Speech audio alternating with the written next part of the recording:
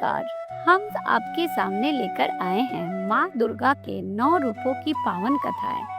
पिछली कथा में हमने जाना माँ शैलपुत्री के बारे में। यदि आपने पिछली कथा नहीं सुनी है तो उसका लिंक विवरण में दिया गया है।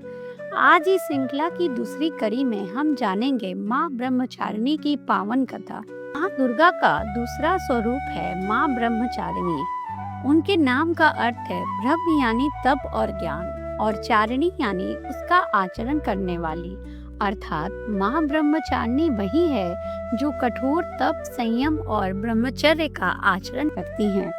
पौराणिक कथा के अनुसार जब माँ पार्वती का जन्म हुआ तो बचपन से ही उनके मन में भगवान शिव को पाने की तीव्र लगन थी। जब वे युवा हुई तो देवर्षि नारद जी उनके पास आए और उन्होंने माँ पार्वती को बताया कि यदि वे भगवान शंकर को पति के रूप में पाना चाहती हैं तो उन्हें कठोर तपस्या करनी होगी। नारद जी के सुझाव को सुनकर पार्वती जी ने दृढ़ निश्चय कर लिया।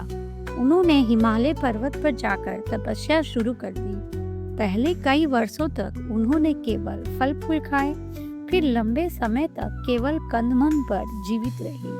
धीरे धीरे उन्होंने भोजन तक त्याग दिया और केवल पत्तों पर ही जीवित रहने लगी, और अंत में तो उन्होंने अन्न पानी भी छोड़ दिया, केवल वायु और जल पर ही जीवन व्यतीत करने लगी। सालों तक चली इस तपस्या से उनका शरीर क्षीणकाय हो गया, अंग सूख गए, लेकिन उनके हृदय में भगवान शिव के प्रति प्रेम और भक्ति कभी कम नहीं हुई।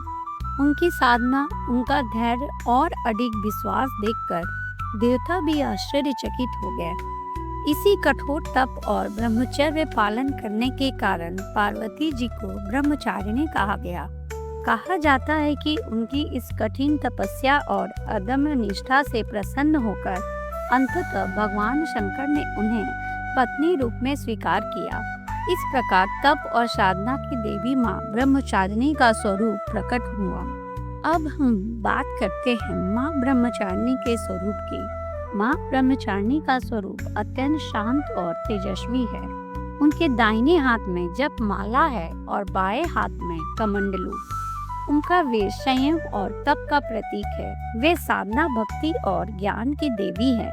नवरात्रि के दूसरे दिन माँ ब्रह्मचारिणी की पूजा की जाती है।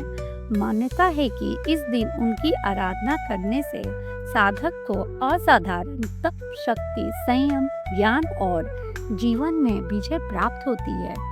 माँ ब्रह्मचारिणी अपने भक्तों को कभी हार न मानने की प्रेरणा देती है और जीवन की हर कठिनाई को डटकर सामना करने की शक्ति प्रदान करती है।